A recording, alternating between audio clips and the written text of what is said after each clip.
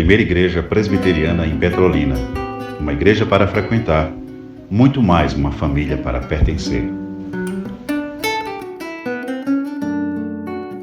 O tema da série é este: a fé dos eleitos. 2 pontinhos, cristianismo bíblico, ortodoxo, reformado e vivo.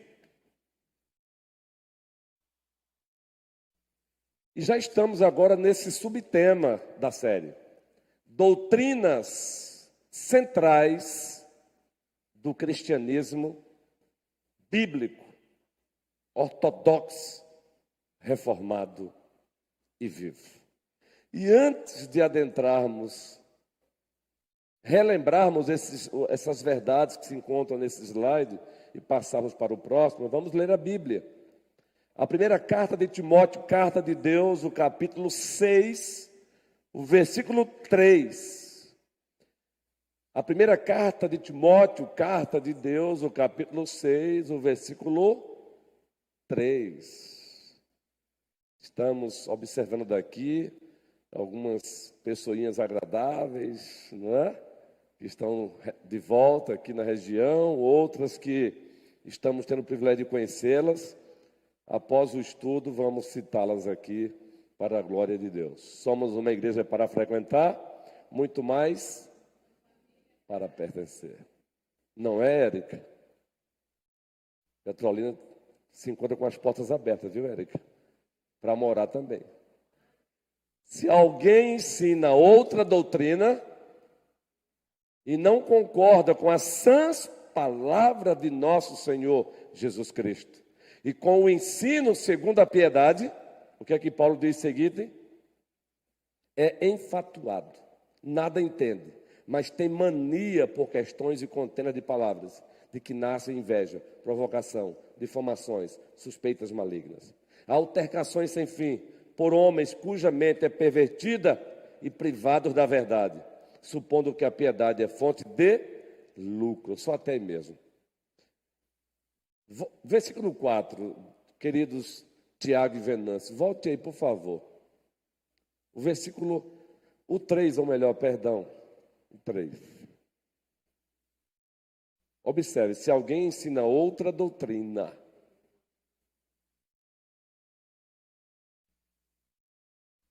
e não concorda com as sãs palavras de nosso Senhor Jesus Cristo e com o ensino segundo a piedade. Vocês perceberam aí que o apóstolo Paulo está dizendo a mesma coisa, ele está falando da mesma ideia, só que usando frases diferentes.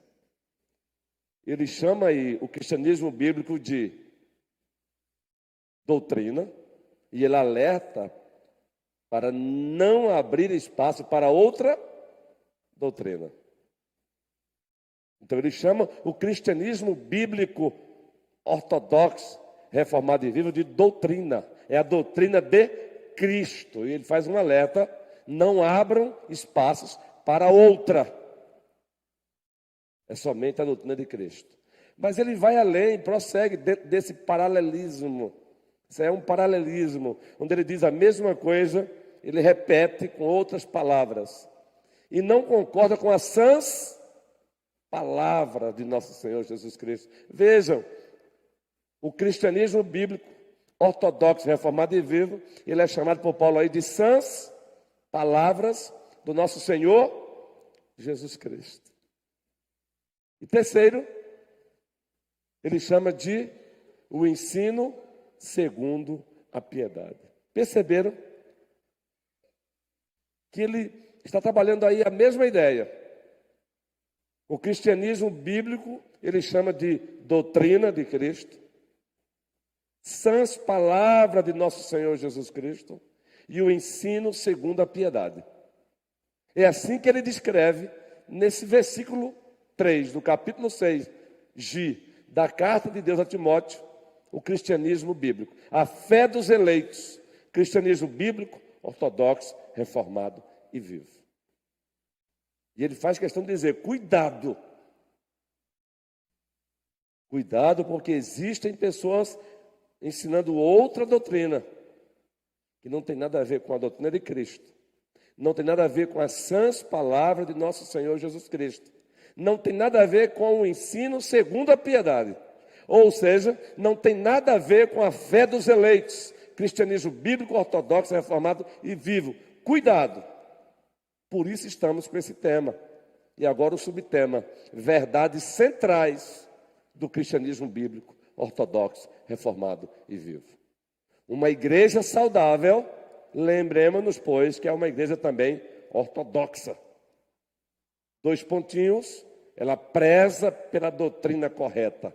Ela preza, ela valoriza, ela defende, ela luta, ela se mantém firme na fé.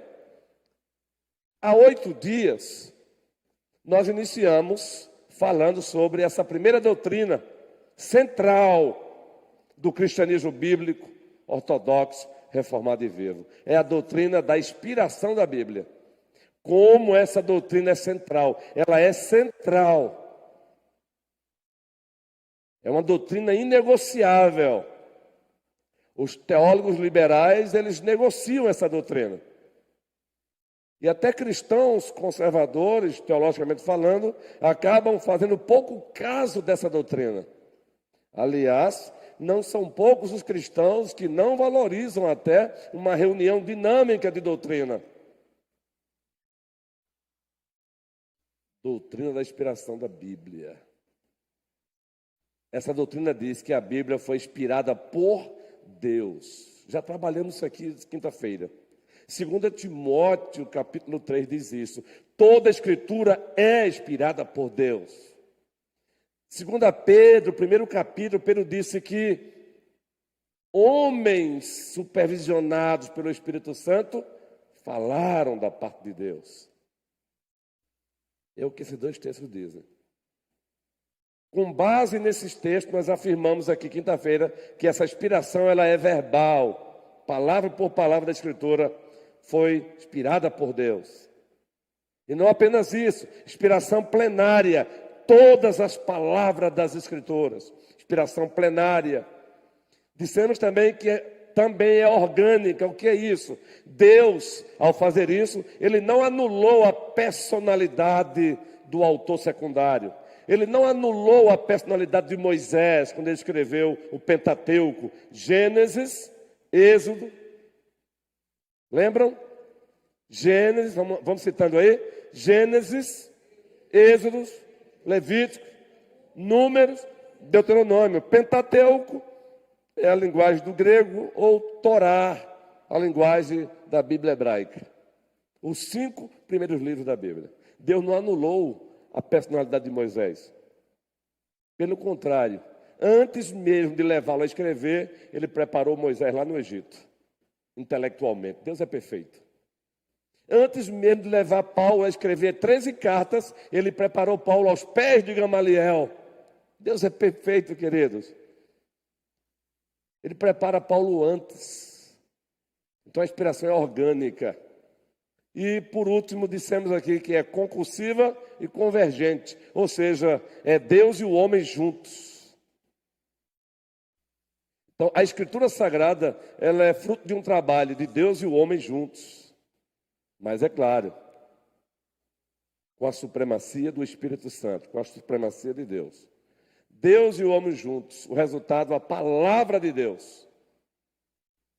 Agora, adiantando para hoje, para o estudo dessa noite, existem as consequências dessa doutrina, que por sua vez já são outras doutrinas, mas são apenas consequências. Uma vez que a Bíblia, de fato, ela foi inspirada por Deus, ela é inspirada por Deus, essa inspiração, ela gerou consequências. E aí aqui vamos para o slide de hoje, ou os slides de hoje. Vejam só, a Bíblia foi soprada por Deus, a palavra no original é Deus, teopneustos, soprada por Deus. Consequência, dá para ver ali na letra A, infalibilidade, inerrância e veracidade. Porque a Bíblia foi soprada por Deus, inspirada por Deus, ela é infalível, ela é inerrante e ela é veraz. A Bíblia é infalível, ela não falha. Vejam João 10:35, por favor. Vejam João 10:35. João capítulo 10, o versículo 35. Vejam esse texto. Então, a infalibilidade, a inerrância, a infalibilidade da Escritura, a inerrância da Escritura e a sua veracidade é consequência da doutrina da inspiração. Ela foi soprada por Deus. Vamos ler juntos? Se ele chamou deuses aqueles a quem foi dirigida a palavra de Deus, e a Escritura não pode, a última parte, quem está falando aí é Cristo. E a Escritura não pode falhar. Essa afirmação aí saiu da boca do próprio Cristo, a palavra encarnada. E a Escritura não pode falhar. Voltemos para os slides. Então a Bíblia é infalível. Ela é inerrante, meus amados irmãos em Cristo Jesus. Vejam Números 23:19, vejam que esse texto é conhecido, mas vamos lê-lo. Ela é inerrante, ela é veraz, ela corresponde ao que ela diz.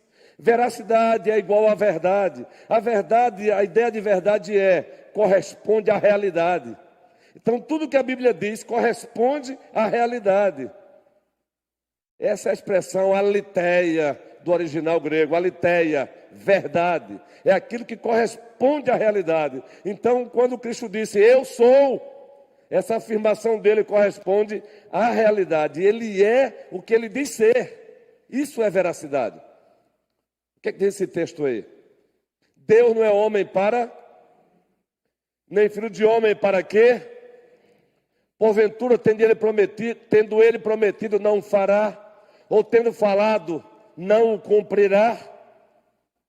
Ora, Deus não é homem para que minta, nem filho do homem para que se arrependa. Deus não mente. Como a Bíblia foi inspirada por ele, vocês acham que a Bíblia é uma mentira? Não.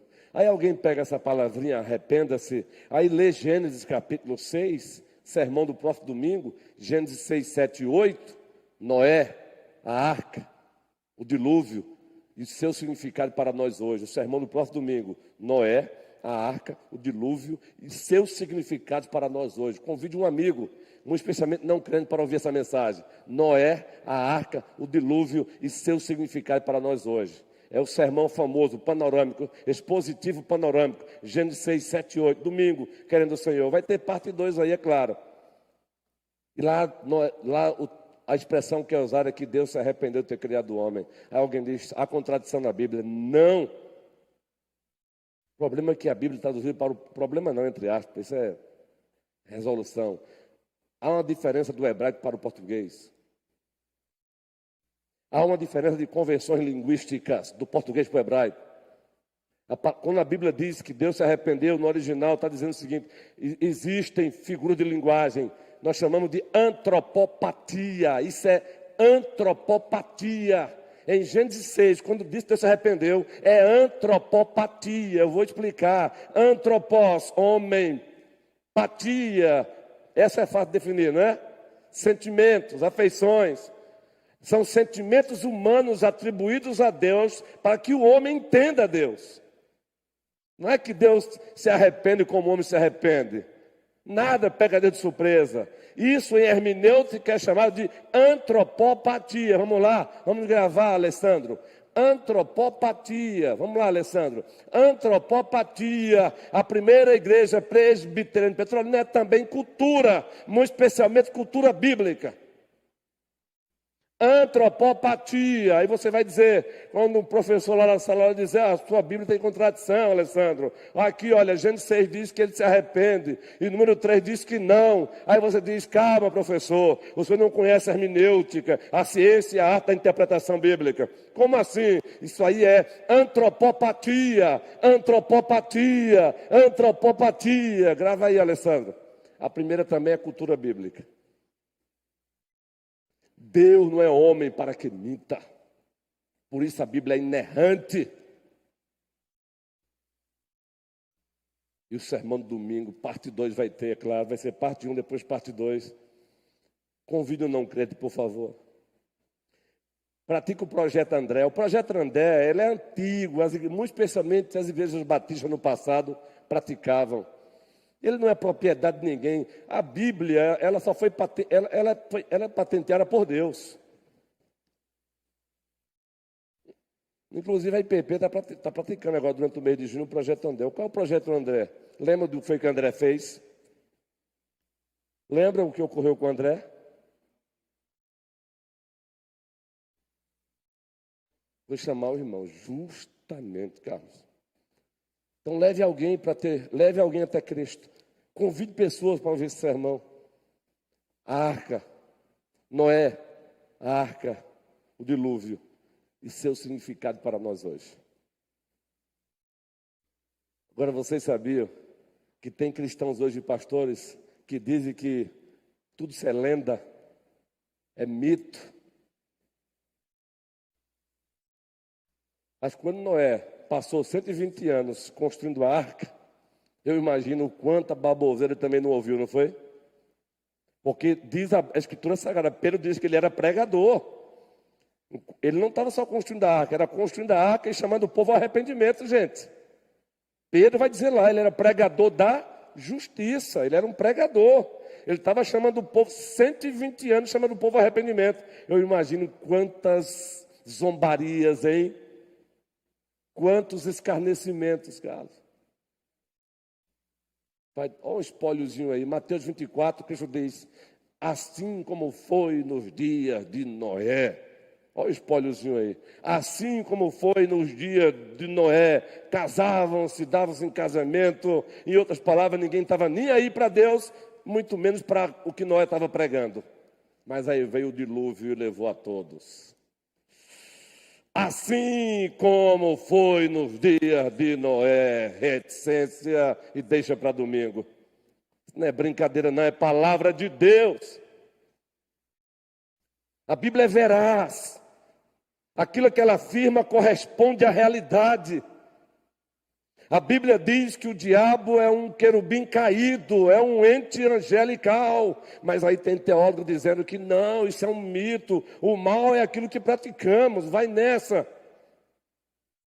Se ele é um mito, então Jesus Cristo é um mito, mas Mateus 4 e Lucas 4 diz que o diabo dialogou com o próprio Senhor Jesus Cristo, correto?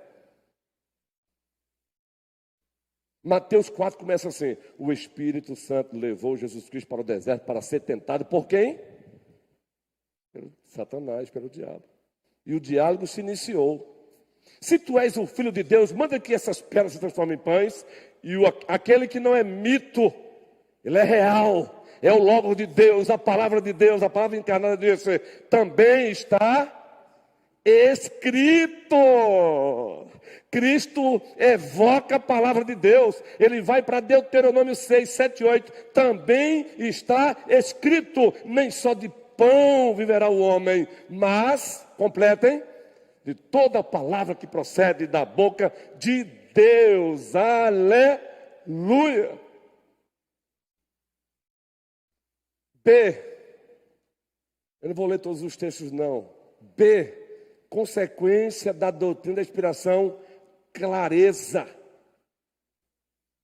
perspicácia ou perspicuidade. A Bíblia é clara, muito especialmente na verdade que é suficiente para a salvação, fé, vida do homem, glorificação de Deus. Clareza, perspicácia, perspicuidade, intensidade, ela entra com força, ela é clara para a salvação do homem. Vamos ler a Bíblia aí. Tem um próprio slide aí com outros textos. Hebreus 4, 12 e 13. Já ouviu gente dizendo assim, eu não leio a Bíblia porque ela é complicada. Complicada não, complicado somos nós. Aquilo que é necessário aquilo que é suficiente para a salvação é clara. Aliás, se tem um mestre claro e simples, foi Cristo. Eu sou a porta. Olha só, gente. Eu sou a luz do mundo. Stuart, o velho pastor, escrevi um livro pregando como mestre. Que maravilha. Toda a igreja, vamos lá, porque a palavra de Deus é viva e mais cortante do que qualquer, e penetra até ao ponto de dividir alma e espírito, juntas e medulas, e é apta para discernir os pensamentos e propósitos do coração. Versículo 13. E não há criatura que não seja manifesta na sua. Pelo contrário, todas as coisas estão descobertas e patentes aos olhos daquele a quem temos de prestar contas. Interessante. No versículo 12, o autor, movido pelo Espírito Santo, diz, ele está falando da Escritura, não é Daniel, não é Gabi. Toda a Escritura. A palavra de Deus é viva e eficaz. No 13, é como se ele mudasse, né? Está falando agora de uma pessoa, correto? Sabe por quê? Palavra de Deus e Deus não se separam. Obedecer a palavra, obedecer a Deus. Obedecer a Deus, obedecer a sua palavra. Daí essa conversazinha fiada, quando você encontra um crente de desobediência e você pergunta a ele, como você está? Ele diz que eu estou bem. É mentira. Você está de bem com Deus? Estou. Mentira. Não existe o estar bem com Deus quando a palavra de Deus é desobedecida, pisoteada por aquele que diz que está de bem com Deus. Pouco a pouco vamos inventando um tipo de relação com Deus que o próprio Deus desconhece. Isso para acalmar as nossas consciências. Então, olha, não foram poucas as vezes, 22 anos de pastorado, que você encontra uma ovelha que já não mais congrega, e não congrega em lugar nenhum, e você encontra, diz, como você está? E a pessoa diz, estou bem. E aí continua, veja, eu abandonei a igreja, mas não abandonei Deus. Quem já ouviu isso aí? Pense numa falácia. Vejam onde é que está na Escritura isso. Eu abandonei a igreja, mas não abandonei Deus. Pense numa mentira. De quem é a igreja? De quem é a igreja? Queridos, abandonar a igreja verdadeira é virar as costas para Deus. Veja como nós vamos tentando usar de argumentos falaciosos, enganosos, para acalmar a nossa consciência. O dia que você ouvir alguém dizendo isso, carinhosamente, sem constrangê-la, corrija essa pessoa. Não, você abandonou Deus também. Não se separa o corpo da cabeça. A Bíblia diz em Efésios 1 que a igreja é corpo de Jesus Cristo e Jesus Cristo é Deus. Então, não humilhe a pessoa, não constrange a pessoa, mas não deixe que ela continue com essa falácia, com esse engano. Socorra a pessoa. Falar a verdade em amor é uma ação de resgate. Mas muitas vezes ficamos caladinhos, não corrigimos amorosamente a pessoa, porque estamos mais preocupados com a imagem de mocinho, de bom mocinho, de boa mocinha, do que com a glória de Deus, né? É verdade.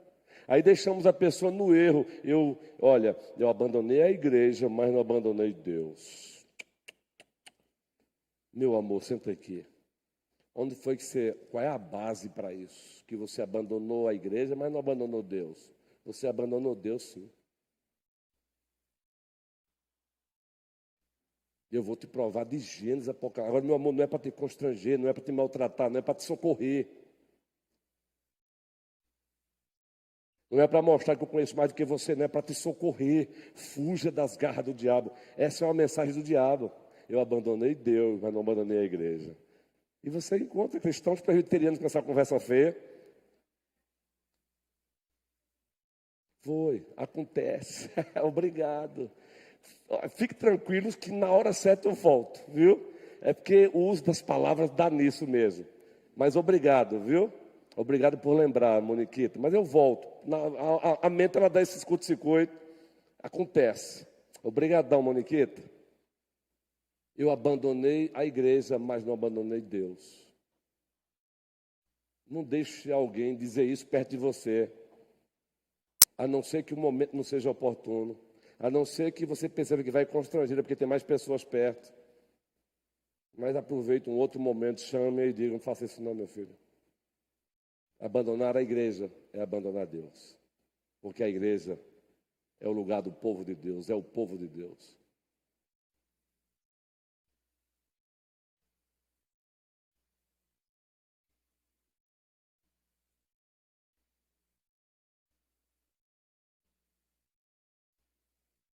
Eita, Senhor, ajuda o teu povo e a tua igreja. Quando ele voltar vai ser muita surpresa, gente. Quando ele voltar vai ser muita surpresa. Muita surpresa, né, Érica? Cabral. Paulinho querido.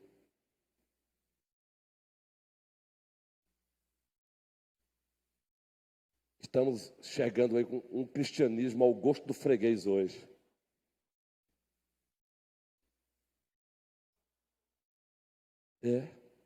As próprias igrejas, com vergonha de Deus, praticando, nós chamamos de teodiceia.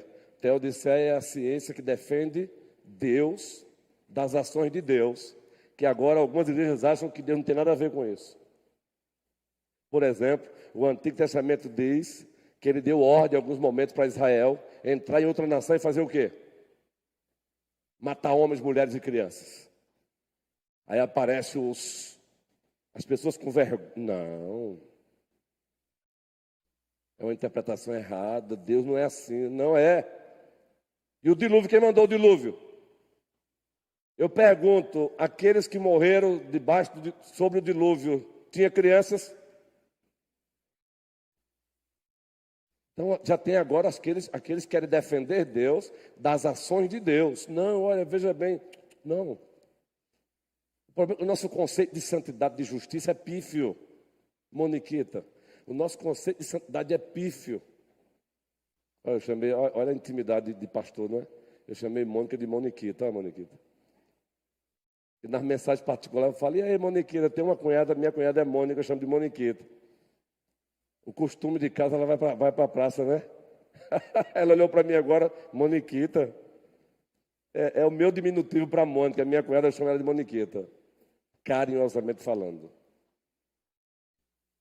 Clareza, perspicácia. A Bíblia nos desnuda, Rafael.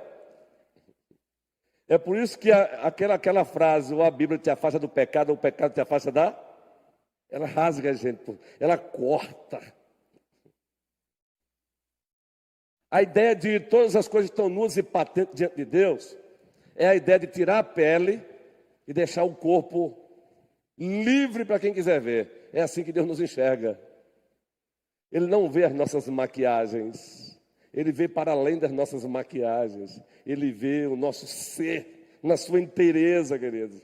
Quando ele diz todas as coisas estão nuas e patentes diante de Deus, está dizendo: Deus vê, até Deus vê aquilo que nós não conseguimos ver em nós mesmos. Todas as coisas estão nuas. Magali, Presbítero Jorge. Outra consequência, suficiência. A suficiência da Escritura é consequência da inspiração. Deuteronômio 29, 29. Eita, esse texto é demais. A Bíblia é suficiente. Deus a inspirou, por isso ela é suficiente para a salvação, para a fé, vida do homem, glorificação do nome de Deus. Deuteronômio 29, 29. Deuteronômio 29, 29, olha esse texto aí. Igor, depois de um dia de trabalho, né, Igor? A energia está lá embaixo já, né, guerreiro? Heitor, olha só. Preste bem atenção, Heitor. As coisas encobertas pertencem ao nosso Deus. Porém, as reveladas, Marlene, nos pertencem, Suelene, a nós e aos nossos filhos. Olha aí, Daniel. Para sempre.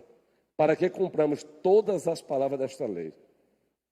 Suficiência. Aí eu quero fazer uma observação aqui. E como professor de seminário, pense que essa experiência é frequente. Nós estamos lecionando escatologia no Instituto John Owen, aqui em Petrolina. Presença física. Uma turma maravilhosa e boa. Mas a gente sempre percebe, todos nós estamos envolvidos nessa, que a gente muitas vezes vira as costas para o que foi revelado e fica querendo descobrir o que Deus não revelou. É uma tendência nossa. E em aula de seminário é que a gente percebe isso. Aí o crente, ele vira as costas para o que Deus revelou e revelou para que ele pratique. Aí ele vira as costas e nem pratica e fica querendo saber o que Deus não revelou. Esse texto é maravilhoso quanto a isso. As coisas encobertas. Moisés está dizendo, existem coisas que Deus não quis revelar. Quer-se-a. Príncipe Isaac. Existem coisas que Deus não quis revelar. Aí ficam, às vezes, cristãos, ou seja, querendo penetrar a vontade secreta de Deus. Deuteronômio 29. Agora, o texto diz, as coisas encobertas pertencem ao Senhor nosso Deus, porém, as reveladas nos pertencem. Interessante, gente, preste bem atenção aqui para nós. A Bíblia é tão suficiente, fica aqui uma dica pastoral. Tem coisas, tem situações na vida que não precisa nem você orar para saber se é a vontade de Deus. Sabe por quê? Ele já revelou na Escritura. Tem coisas que não precisa nem se procurar a tua irmã em Cristo para saber se pode ou não fazer, porque a própria Escritura já diz que não. Mas a gente quer buscar uma pseudo-piedade para contrariar a própria vontade revelada de Deus. As coisas encobertas pertencem ao Senhor nosso Deus, porém as reveladas nos pertencem. A nós e aos nossos filhos. Para quê? Apenas para informar? Para encher as nossas cabeças? Raquel, carinhosamente Raquel, não. Para que pratiquemos. Para que pratiquemos. Tiago 1:22, Mateus, tornai-vos praticantes da palavra e não somente ouvintes, enganando-vos a vós mesmos. E ainda tem aquela ovelhazinha que procura um pastor no gabinete pastoral e pense que eu amo fazer gabinete pastoral. Eu amo mesmo, que cuidar das ovelhas de Cristo é um privilégio. Mas tem aquela ovelhazinha que procura o pastor no gabinete pastoral e pede a orientação pastoral. Aí o pastor abre as escrituras e diz, para isso aqui, essa é a vontade revelada de Deus. Esse é o princípio bíblico para essa sua situação. Beleza, né? Aí o pastor, feliz da vida, que orientou a ovelha. Ela vira as costas, sai do gabinete pastoral, faz o quê, Diácono Luciano? Tudo o contrário, meu irmão. Tudo o contrário. O sofrimento pastoral está nisso aí. Aí você diz, meu Deus do céu. O contrário, meu irmão. Você, acho que Mateus diz isso, Marcos diz isso, é palavra de Deus, meu irmão. Faça isso aqui, esse é o caminho de Deus. Aí a pessoa faz o contrário. Ela é suficiente. A lei do Senhor é perfeita e restaura a alma.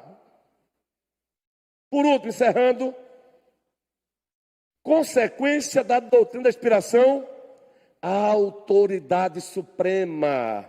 A Bíblia é a autoridade suprema na igreja. A primeira carta aos Tessalonicenses, capítulo 2, versículo 13. Quando terminar essa série, eu vou postar esses slides no grupo da igreja para você relembrar, viu? Mas só quando terminar essa série. Já estamos com 88 slides, acho que ele vai chegar a uns 500 aí, slides, não tem problema. É um resumão. Toda a igreja, vamos lá?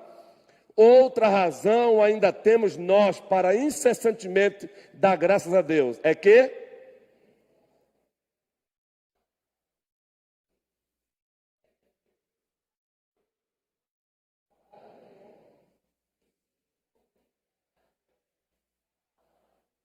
a qual com efeito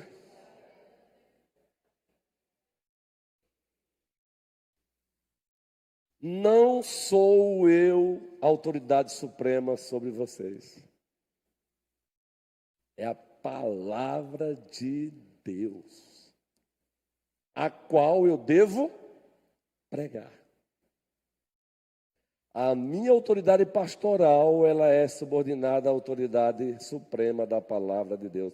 A minha autoridade pastoral, ela começa na palavra e termina na palavra. Sabe o que significa? Se eu fugir dela, eu já estou praticando abuso de poder. Seja para subtrair alguma coisa dela, seja para adicionar alguma coisa dela. Agora, quando eu estou alicerçado nela e prego a palavra, aí, meu irmão, a consequência presbítero Eduardo é com o Senhor, não é? Mas a minha autoridade pastoral começa na palavra e termina na palavra. Sabe o que significa? Eu não devo, Carlos e Tereza, exigir nem menos do que Deus exige. E eu também não devo, Milka, exigir mais do que Deus exige. Se eu exigir menos da igreja do que Deus exige, eu estou sendo insubordinado para com ele, Elaine, presbítero Manuel. Mas se eu ousar também exigir mais do que ele exige, eu também estou em desobediência a ele. Veja o desafio de um pastor fiel, Juan, que o Senhor confirme, jovem. O que você tem compartilhado comigo tem o meu apoio, viu? Tem o nosso apoio. É só início, está no início ainda. Está na fase de confirmação, que Deus confirme. Mas o desafio é esse. É a palavra de Deus, querido. Somos chamados para pregar a palavra de Deus, com reverência, com alegria, com entusiasmo, mas é a palavra de Deus. Querido, sabe qual é o principal trabalho de um pastor? Qual é? Alguém ousaria dizer qual é a principal tarefa de um pastor? Alguém ousaria dizer aqui qual é a principal tarefa de um pastor? Biblicamente falando, gracinha querida, ela é gracinha mesmo em todo sentido. Até o sorriso dela nos contagia. É um sorriso de leveza. Qual é a principal tarefa de um pastor na igreja? Pregar a palavra. Ele pode até ter deficiência em outras áreas, mas ele não pode ter na pregação da palavra, meu irmão. Porque foi o meio que Deus estabeleceu para santificar a igreja dele. Paulo falou a Timóteo: conjuro-te diante de Deus e de Jesus Cristo, que há de julgar os vivos e os mortos pela sua vinda no seu reino. Prega a palavra. Prega a palavra. Paulo tomou conhecimento de algumas circunstâncias não muito boas lá nas igrejas da Ásia, e ele disse a Timóteo: pregue a palavra. Pronto. Sabe por quê? Oração do nosso grande sumo sacerdote. A hora avançou. Eu não quero extrapolar, não. Eu não quero exaustar vocês, não. Está na hora, estou encerrando. Qual foi um dos pedidos que Cristo fez em João 17, envolvendo a palavra Lucas? André, um dos pedidos está lá em João 17, tarefinha para casa. Eu vou citar aqui, não vou citar o versículo, mas vocês procuram o versículo em casa e vão grifar. O versículo está aqui, viu? Mas não vou citar, não.